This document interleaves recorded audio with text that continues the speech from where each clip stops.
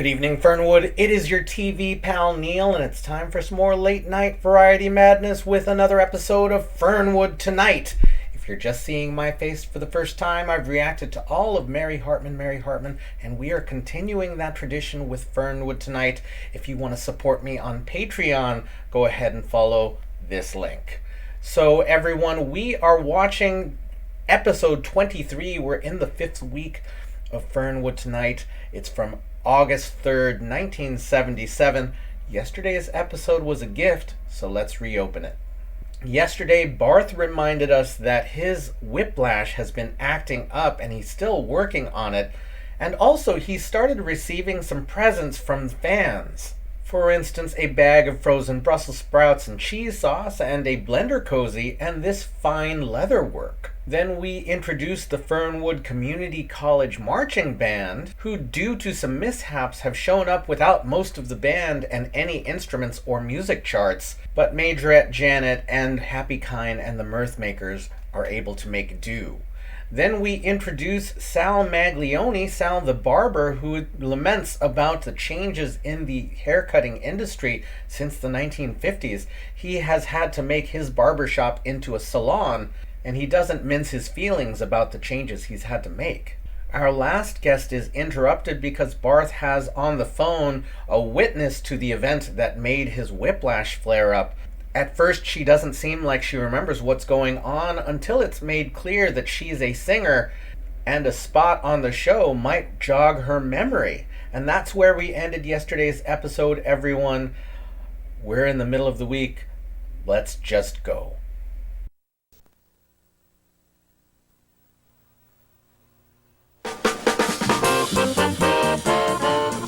Tonight from Fernwood, Fernwood Tonight.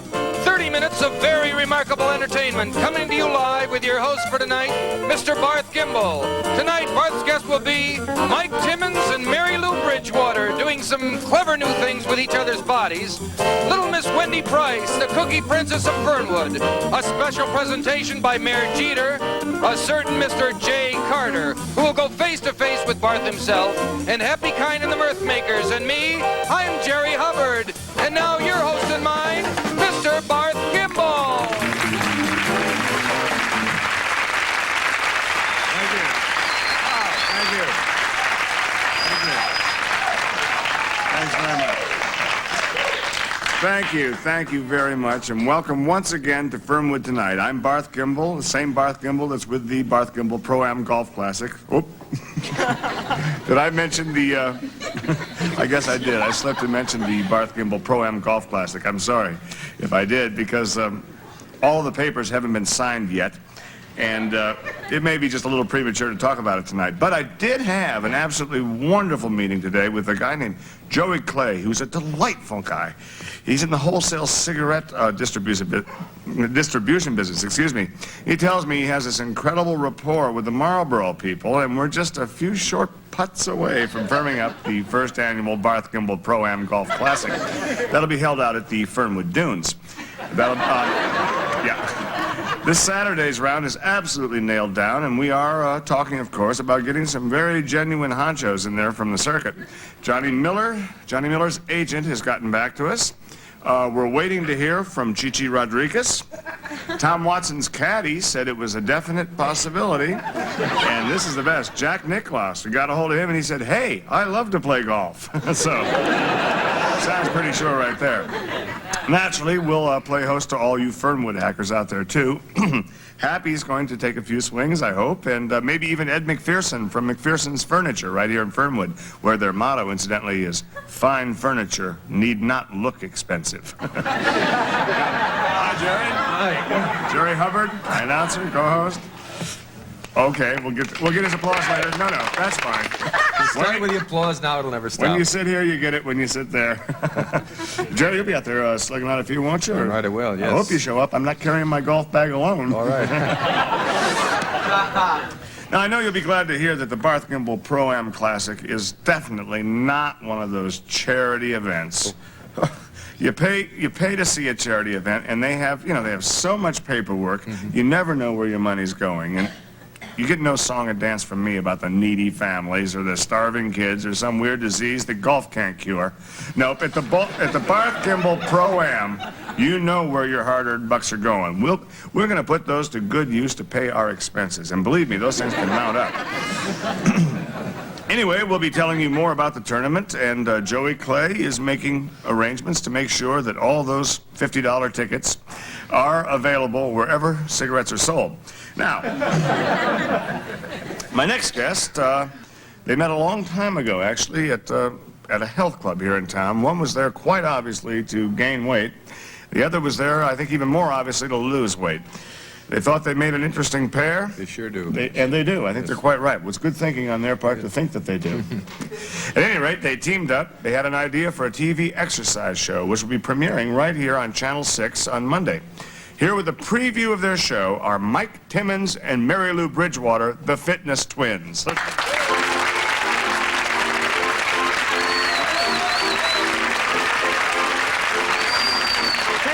you very much. We're delighted to be here. And as you can see, the first exercise we want to do tonight is jogging. You folks at home may want to do your exercises right along with us. The key word in our system of exercise is called redistribution. And as you can see in jogging, the point is simply to move the weight from the bottoms of your feet up into your ankles. Then when you look on the scales, your weight is farther away from the scales and it registers a whole lot lower. So we're jogging. Okay, real good. Now, on to the next exercise, which again is a redistribution exercise. A lot of you people have seen the waist bends and twists. What we do is simply redistribute the weight that is around your waist. And now let's do it with the numbers. All right, Mary Lou? And to the left, and 1, 2, and 2, 2, 3, 2, 4, 2. That's it. 5, 2, 6, 2, 7, 2, 8, 2, 9, 2, and 10, 2. Okay. And now we go down on the floor for some floor exercises. The first exercise we're going to do on the floor today is the standard push-up. You beginners will want to rest on your knees, and the more advanced will rest on their toes in this fashion. Now the idea, once again, is to redistribute the weight. As you can see, the weight is being redistributed from my chin up into my head. And let's do it with the numbers. We'll do 10. And 1, and 2, and 3, and 4, and 5, and 6, and 7, and 8, and 9, and 10. Real good. Okay. And now, our next exercise is going to be sit-backs. You are all familiar, I'm sure, with the standard sit-up that goes something like that. Well, these are called sit-backs, and they simply look something like this. So we'll begin again, and we'll do 10. All set, Mary Lou? Good. And 1, and 2. That's it. And 4, and 6, and 7, and 8, and 9, and 10. 11 and 12. Okay. And we thank you very much. Why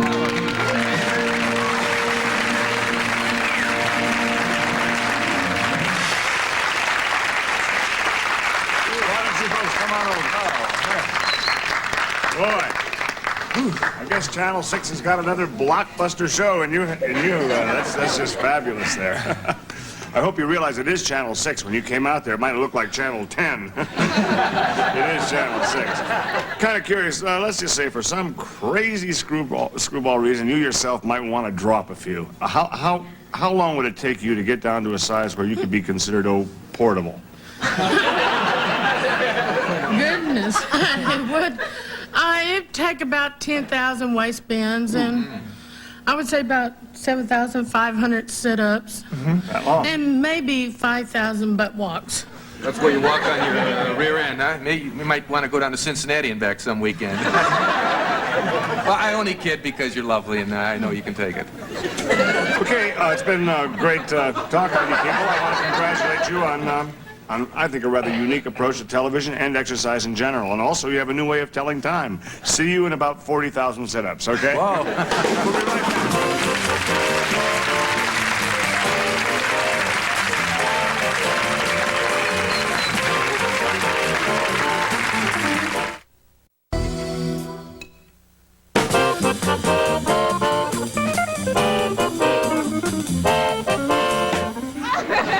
Thank you, Happy. Happy Kind, the Mirth Makers, ladies and gentlemen. All right.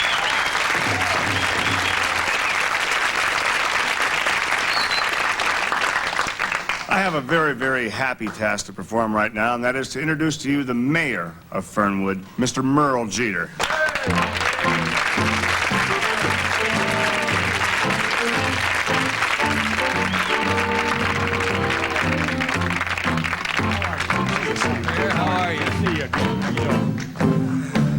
Well, it's not the mayor's desk, but it's all we can do. How are you? I'm wonderful. Barth, how you doing there? Pretty good. What's this special event you have that Well, brings you Barth, here I tonight? think you hit it right on the head there. This certainly is a special night for me. I have the honor to present a civic citation to a young lady who has really accomplished something here in town. I think, Barth, way too often the press probably publishes too much of the negative side of life. By that, I agree. By that I mean that they will publish too much about the bad things that people do. You've hit it right on the head, Your Honor. You know, as a matter of fact, this negative aspect that these papers dwell on is what we can thank for our Barth Gimbel being here in Fernwood, because if those Miami newspapers hadn't dredged up all this about that payola and his incident with the young girl. Jerry. I think the mayor's probably way too busy to bother himself with things that wouldn't hold up in court. Well, But you're here, and that's the important thing. He is here, and that is important. I meant you. I think if I could interject here, I think the real point, though, is that this little girl has done really something very amazing, and I would like to see the public acknowledge that. I mean, even if it's just the small amount of people that are watching this show.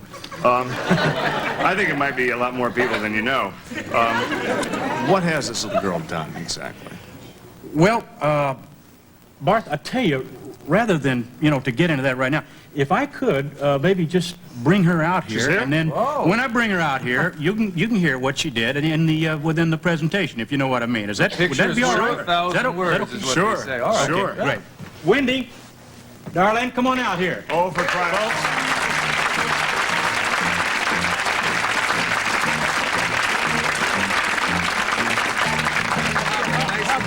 This is Wendy Price. Well, Why don't we Where do just you give wanna- her the seat of honor right here? Right next to you? Absolutely. There you go. Well, whatever you say. You nervous about being on TV? Okay. Could you? No, I guess you couldn't. I tell you, what's happening here? This little child has done a very outstanding thing.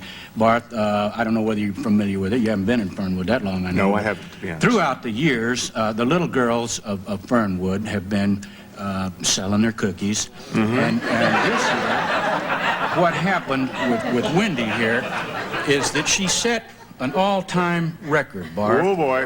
Now, all she did, that's just the beginning, all she did is she sold more cookies than all the other girls put together. Now, can you believe that, folks? This little thing here? Yeah.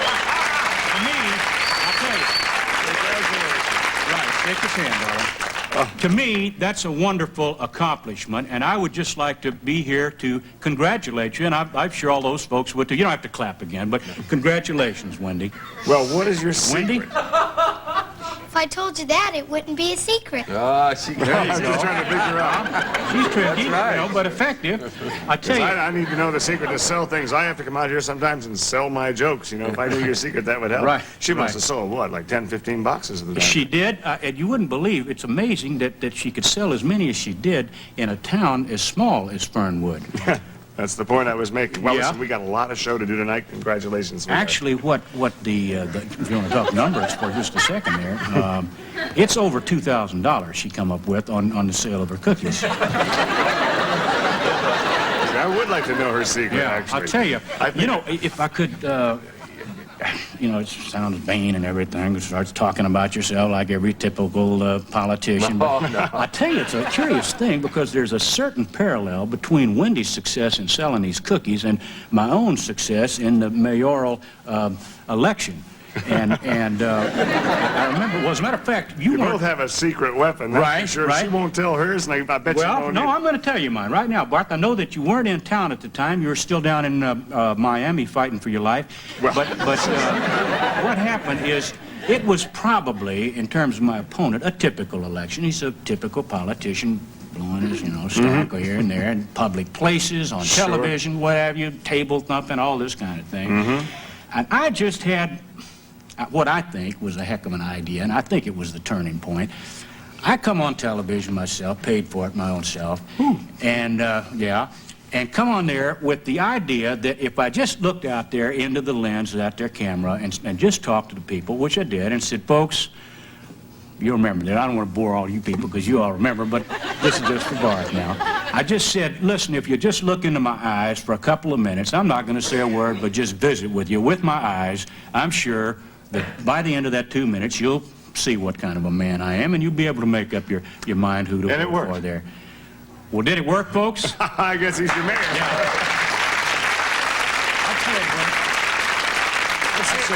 Let's try it with Wendy, for crying out loud. Let's just look into her eyes.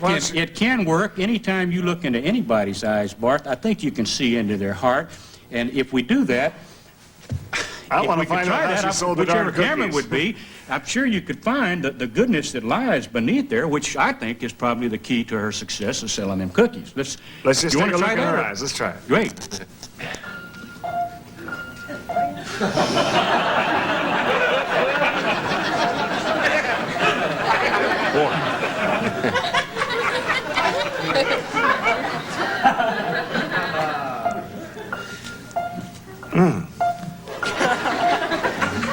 I give up. I give up.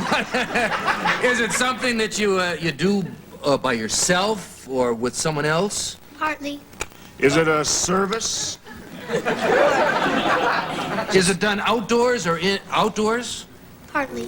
Could I do it? Inscrutable here, just inscrutable. Yeah, I think on that one you'd have to say sometimes, darling, because it does involve a bicycle, right?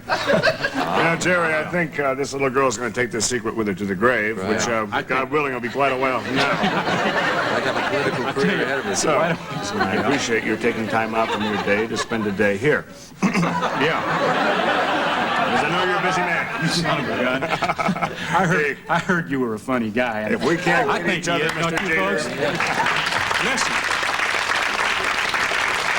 Listen, Barth, I've got to go and get back there and watch the store. So if you'll excuse me, I'm gonna just get lost here, okay? And it's so nice to have you in town here with your show and all the luck in the world, okay? Okay. Take it easy now. Good to see you. See you, Mr. Mayor.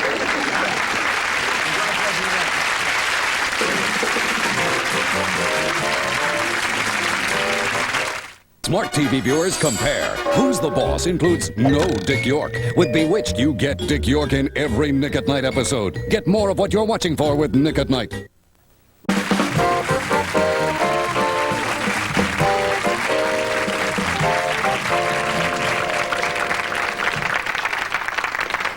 Thank you. Happy Kind in the orchestra.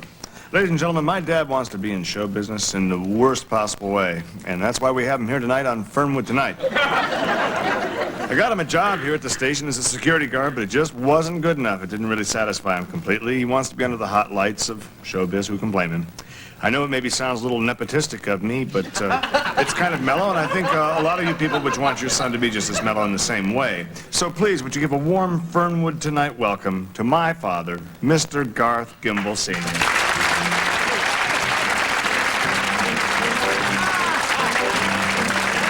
Thank you very much. This is just my pet, you know. And I've just been fooling around with him, and he's done so many tricks. And I don't know whether it's the way I teach him or whether he's just all that smart. I really don't know. But we've had quite a love affair, and we have such a rapport. We communicate a lot closer, I think, than human beings. So I'm going to show you, and watch how quick he responds. I think that's the main thing. It's just how quick and that shows how eager they are to please, if you know what I mean like that. You ready, angel baby boy? boy. Oh, look at it.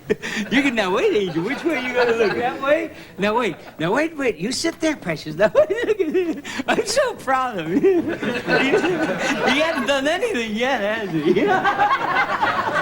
He's going to. Now wait a minute. Wait, I'll tell you when. I'll tell you the minute he does something. Now here we go. You ready, Loopy? Loopy, here, baby. Now here. Now, Louie, look over there. Over there. Yeah, good boy.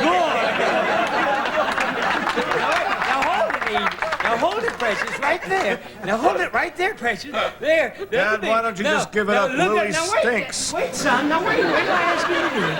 Now wait. Don't humiliate him now because he has feelings. Dogs are people.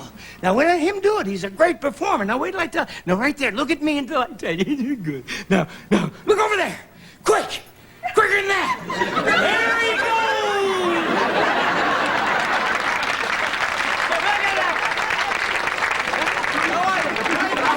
Watch this. Now, I don't know where he ever got this. Now, watch this one. Why, are you watching, son? Yeah. Now, wait, please. He's so good. Now, wait. Louie, bring your paw back. Now, what, Precious? Wait till I tell you, Angel. He's so anxious. Wait, Angel. He ad-libbed that. He didn't. That's what I taught him. And why don't you have him put away? Humane methods, Dad. Just have him gassed or something. Good boy! I'll have him sit up for you, and watch how high he sits up, and he'll sit up longer. I've never known a dog to sit up as long as he does. And the idea is that it's easy to sit up. You have to have a strong back to do it. That's the idea of it. And he's got the strongest back. Isn't he good? I told you he was good. Come on, come on.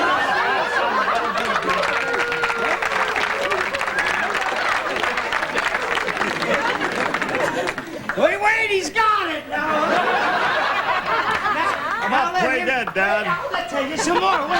Wait, I'll show you some more. Now, what's Daddy got? How many fingers has your daddy got in his right hand? Daddy's got his nerve. Now, wait, son. Here, now, you didn't roll over the first time I asked you to either. How many, Angel? What's Daddy got here? You have to be patient with him. Come on. Now, tell Daddy. How many fingers, Angel? Now, wait a minute. Wait till I ask you. Wait, Precious. Wait a minute. Wait a minute. Wait. Now, how many fingers am I holding up? Good boy.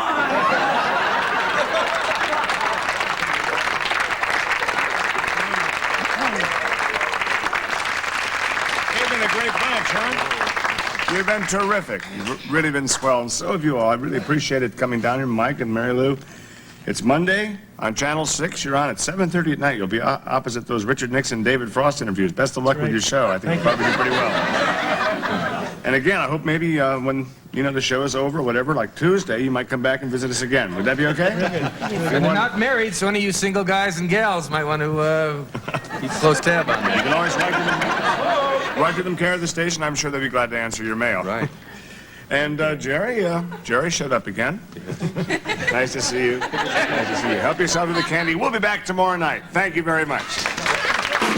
Also appearing on tonight's show were Hap Lawrence as Mike Timmons, Tiny Brooks as Mary Lou Bridgewater, Carol Harrison as Wendy Price, and special guest appearance by Dabney Coleman as Merle Jeter.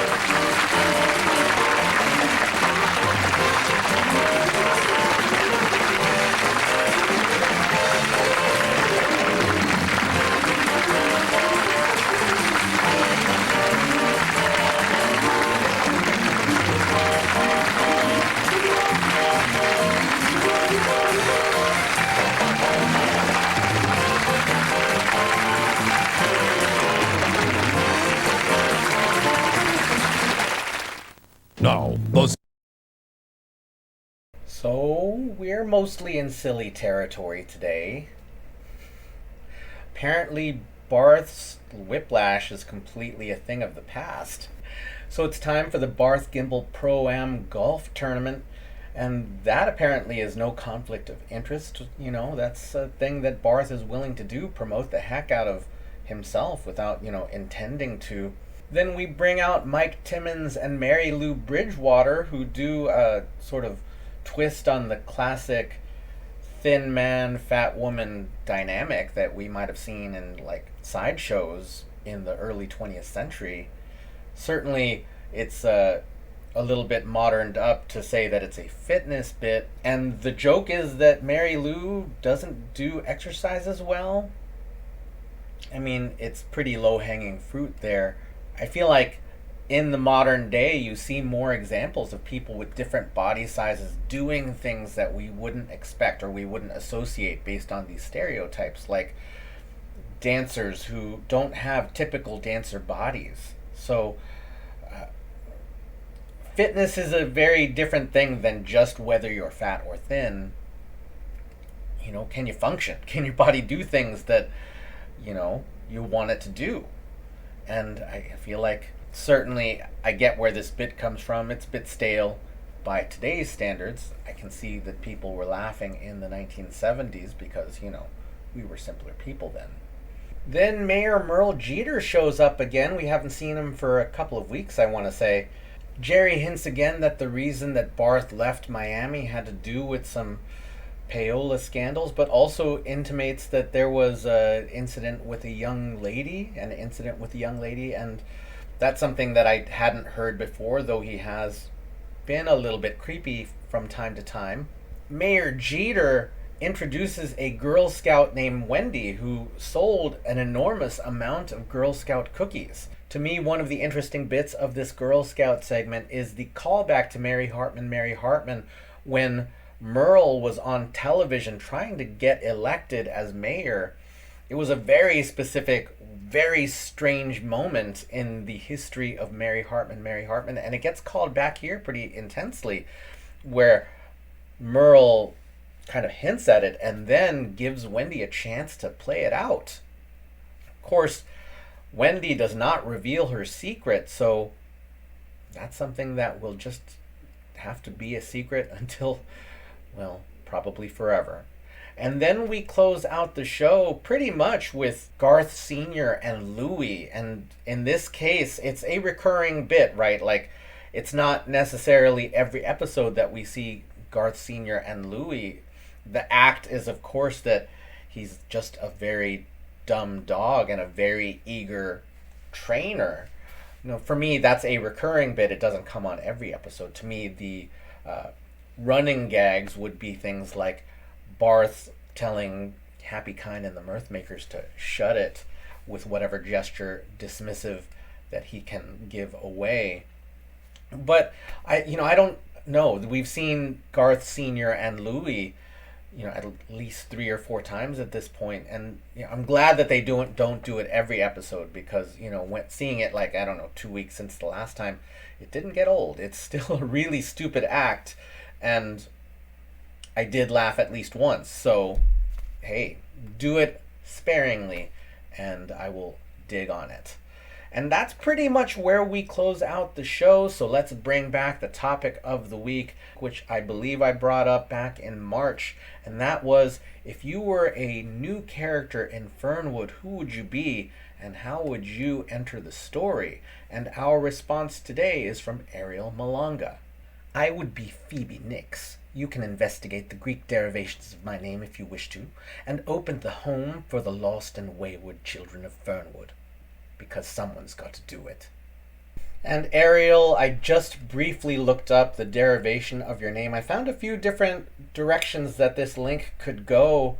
In one case, there certainly is a burlesque performer who performs under that name. But I also looked up the names of Phoebe and Nix, and they both are Greek goddesses that associate with the night and the moon.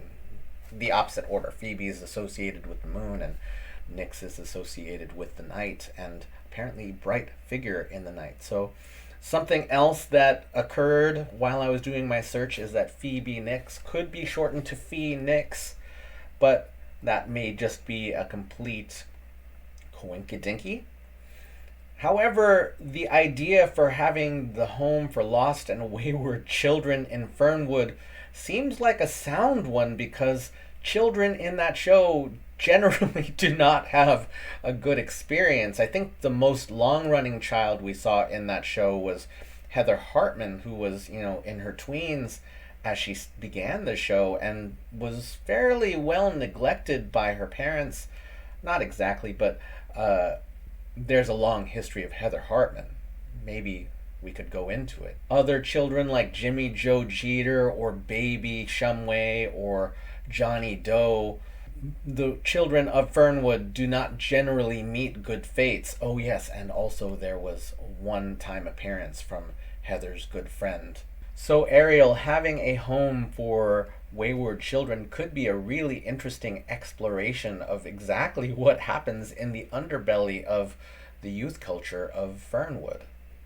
So everyone, that's our response to the topic of the week. Who knows what we'll be talking about tomorrow? That's everything I've got to say about today's episode. So it's time to thank you so much. Thank you so much for watching with me. Thank you so much for leaving your thoughts, feelings, and impressions in the comments.